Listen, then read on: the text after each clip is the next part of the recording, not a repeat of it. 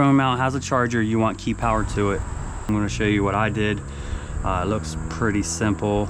I kind of got into this already. Obviously, you got to lift your tank, which involves pulling your seat off. This is my horn plug. It goes down through, and my horn would be here and plugged in. So I don't have a horn. I got rid of it because they suck. I was trying to put a bigger one on and it was too big. I didn't want to fumble with it. I didn't need a horn. We hardly ever use them, so I'm left with the plug. This one side of the plug has key power. I think that's orange. I'm colorblind. I don't know. That lighter color, it looks orange, is key power. The other side is where it gets its signal from. So when you blow the horn, it completes the connection, blows your horn.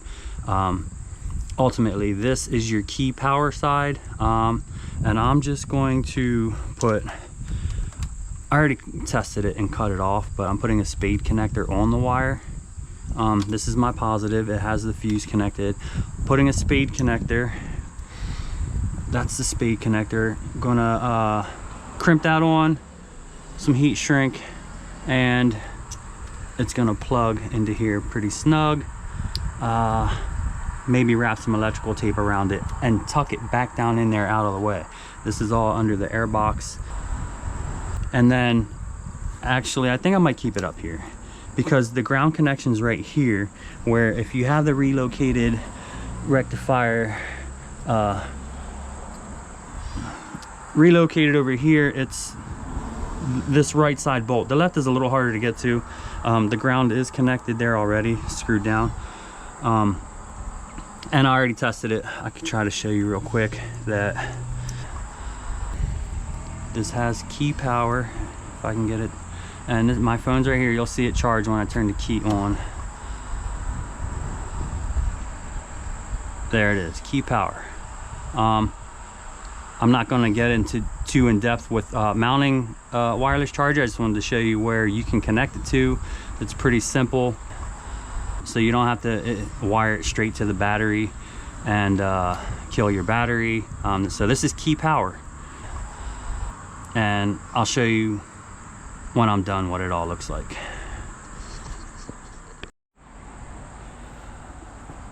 All right, putting the spade connector on.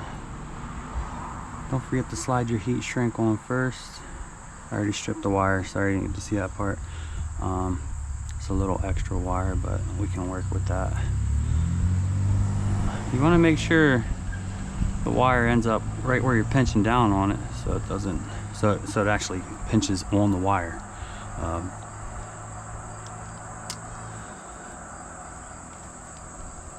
So that's crimped. Maybe crimp it in 2 spots just for a little extra security. Give it a little tug. That's pretty tight. Kind of looks like shit, but we're not going to see it now. I might not get this. Okay. Gotta kind of squeeze the heat shrink a little.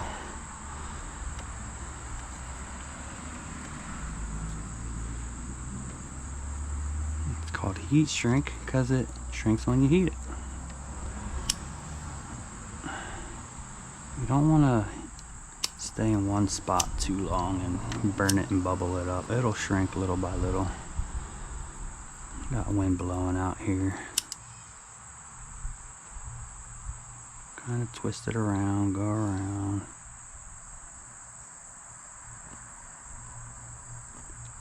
Don't burn your wire either. There, now it's shrinking. There we go, it's getting hot, getting hot. This is a marine heat shrink I got at Harbor Freight, meaning, oh, it's hot now. It's got kind of a little sealant inside of it too, to better waterproof it. I kind of like that. And so that's your spade connector. We're gonna plug that ultimately into the key power side of the horn plug. So I think the way I'm routing this is, if you see this ignition wire, it comes from your whole key cylinder thing, it's zip tied here, and you follow that, you'll see when I wiggle it, out there, sorry, you see it wiggling in here. So there's a route you can take. I already fed it down through the fairing, and you can reach up through the fairing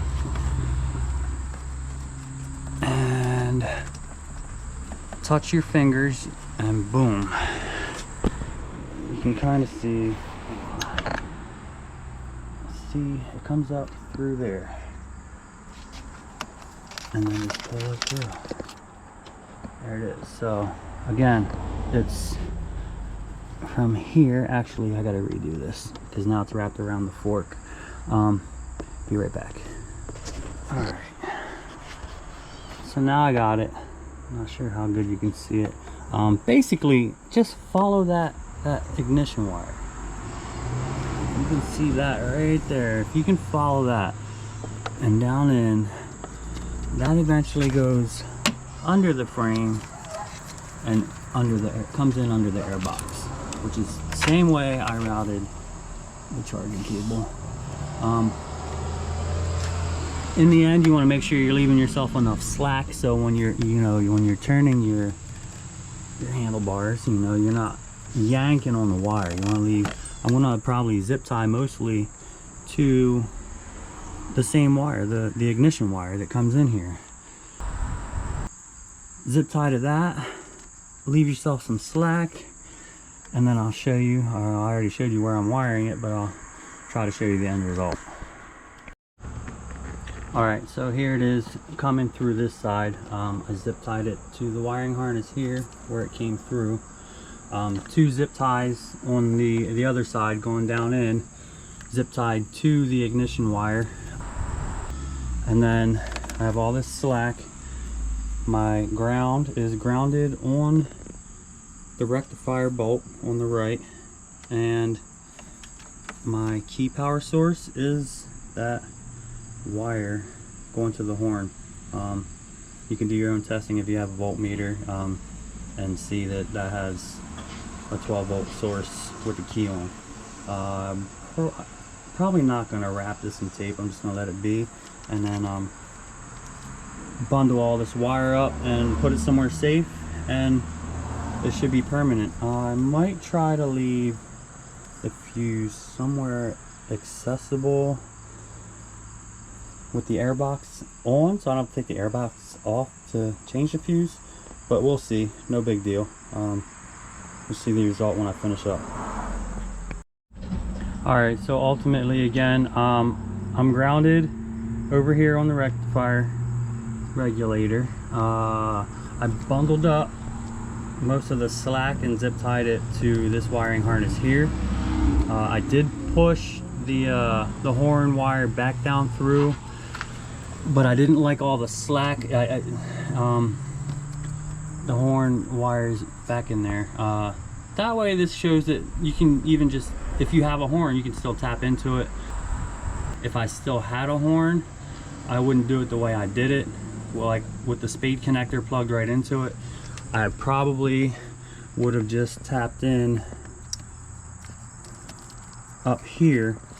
You can see that right there is the orange wire that has key power. So you can probably get one of those little connectors that taps into wires and just tap in up here. And then again, I bunched up my slack here.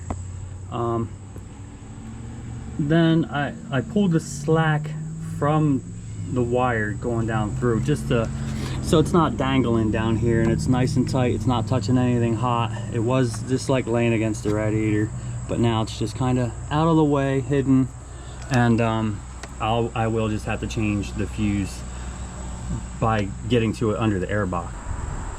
This is my ground cable. I'm just gonna leave the rest of this kind of lay in here and find its own place under the air box, but it shouldn't be in too much trouble. Nothing in here moves around, so I'm going to throw my air box back on. Actually, let me power this up quick. Key on, phone charging. There we go. Key off, Starting stopped. So if you have any questions, I guess put them in the comments. I'll see if I can answer them. Again, this is an 08 GSXR. I'm sure most bikes are going to be similar, but I just I was doing the video on installing my Q mount, and I figured I'd just go over this while I was at it and make this a separate video for I didn't want to add it to that video because everyone's bike could be different. But yeah, this is my GSXR 600, and I'm pretty happy with it. Thanks for watching.